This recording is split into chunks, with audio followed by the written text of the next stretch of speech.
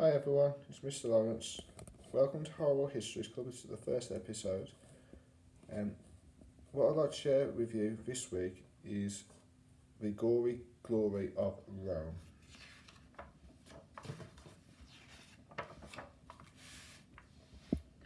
Legend says that Romulus and Remus were two brothers raised by wolves.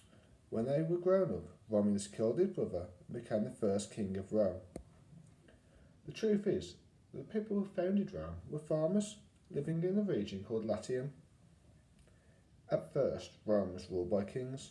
The worst and last was Tarquinius Superbus, famous for his cruelty, but the Romans soon got tired of him. The Romans decided to rule themselves and call this a republic. Now, anyone could have a voice in running the country. Well, anyone rich, that is. The new republic was surrounded by enemies, but the Roman army ate enemies for breakfast, and before long the Romans had conquered the people of Italy, Spain, Greece and Carthage, which is North Africa. Treasures were plundered from the new empire, flooded into Rome, and straight into the hands of the rich. This led to struggles between the poor, who wanted the power, and rich, who did not want to share it with them. But this is where Julius Caesar came in. He was posh, but he stood up for the ordinary folk. Caesar was a great general. This made him popular. In fact, he was so popular, people wanted him to rule Rome on his own. Many senators, or elected politicians, thought that a dictator for life was a lot like a king, and that was the last thing they wanted. So they decided to stab Caesar in the back instead. What it really meant was civil war. Generals and politicians all fought for power. The winner was Caesar's nephew, Octavian. He took control of Rome and showed the senators who was boss.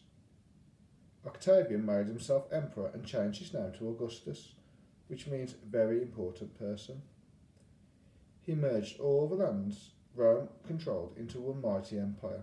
The thing that the Romans had feared, ruled by one all-powerful man, had returned. Some of the emperors that followed Augustus were good, some were bad, and some were stark raving bonkers. Now, one of the things that the Romans were famous for was the Colosseum. The Romans enjoyed all their circuses, and the Colosseum held the greatest and goriest of them all. The games, the only thing being juggled here were human heads. To make sure no one faked a death in the arena, a man dressed as Dis, the Roman god of the dead, bonked any fallen combatants over the head with a hammer. Then another helpful attendant, dressed as Mercury, went around prodding the bodies with a red-hot poker. The emperor often gave out lottery tickets to the crowd. You might end up rich, but you were far more likely to win a booby prize, like a dead dog. There was something for everyone. Criminals fought beasts in the morning. Executions were held at lunch, whilst the pro gladiators hacked each other up in the afternoon. Fights were staged with all kinds of wild beasts. That doesn't just mean the gladiators. Thousands of bears, crocodiles, hippos and rhinos were slaughtered. Whole species were made extinct by the Roman lust for carnage. In 106 AD, Emperor Trajan held games lasting over 117 days. Over 9,000 gladiators were killed. Days before the games, the lions were fed live slaves to give them a taste for human blood. The slaves had their legs broken to stop them running away, and had their tongues cut out to stop them from screaming. The Colosseum could hold 50,000 spectators at one time. The best seats were right at the front, where you could get a nice view of the blood. Roman women collected gladiator sweat as they believed it would make a great love potion.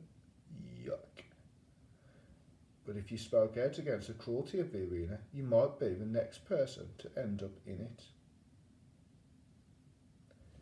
I hope you've enjoyed learning a little bit about the Romans this week. We'll do some questions next week, all about what you've read so far, and hopefully we'll find out even more about them. Okay, I'll see you next time. Bye.